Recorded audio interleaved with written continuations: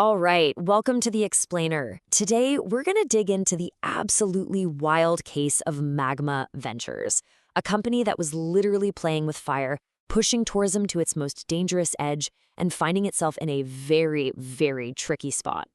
So let's just jump right in with a question that gets to the very heart of this story. If you ask most people, the answer is probably on another continent, right? But for a new kind of thrill seeker, and for the company trying to give them what they want, the answer was a lot closer. 180 degrees Fahrenheit. Now, let's be super clear here. That's not the lava. Nope.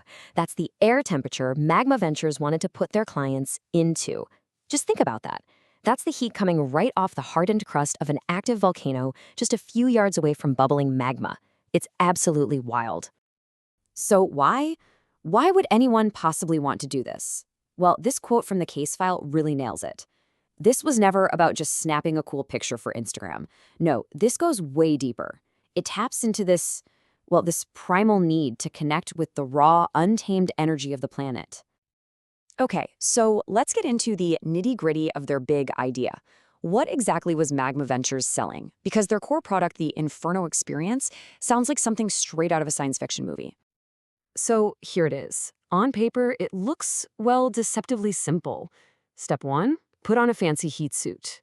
Step 2, take a little stroll on some hardened lava.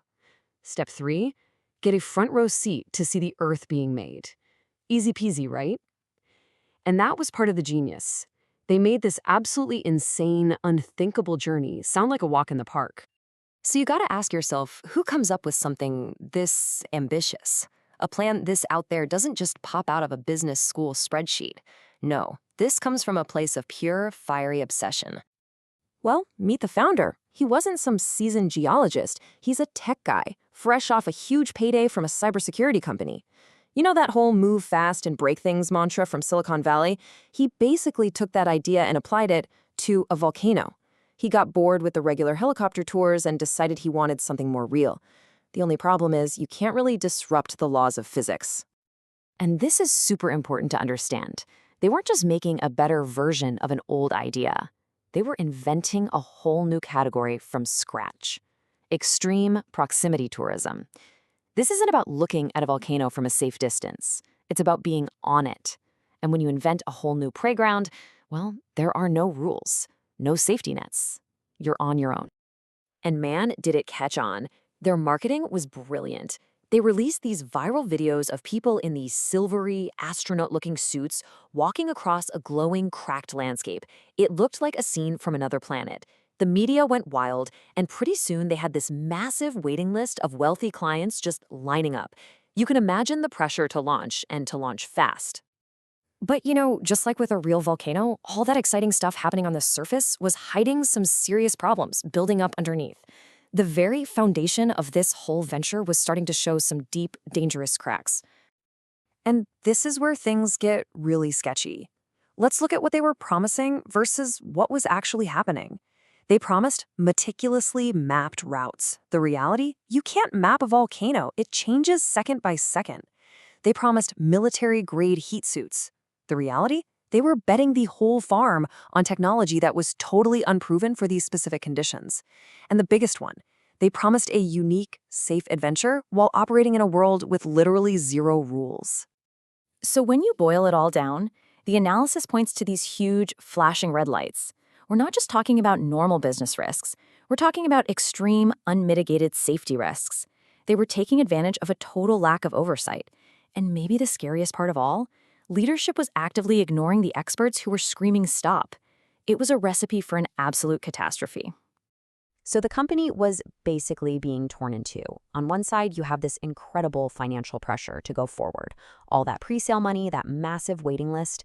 But on the other side, you've got the very real, very terrifying possibility of a disaster, made all the more likely by a leadership team that just wasn't listening. And all of this leads Magma Ventures right here to the edge of the crater. They are standing at a crossroads, and the choice they're about to make is going to define everything for them. This quote really just sums up the whole challenge perfectly. It's not about choosing between innovation or safety. It's about trying to figure out if there is any path forward that lets them keep their incredible vision alive without, getting people killed. It's one heck of a tightrope to walk. And if you look at the breakdown of the problem, you see it's not just one thing. It's a perfect storm.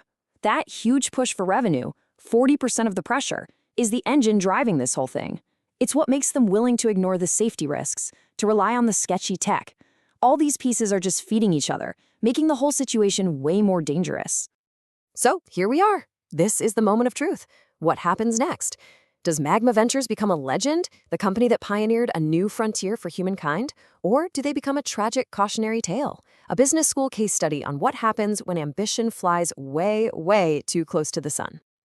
And that leaves us with this final big question, doesn't it? It's bigger than just this one company.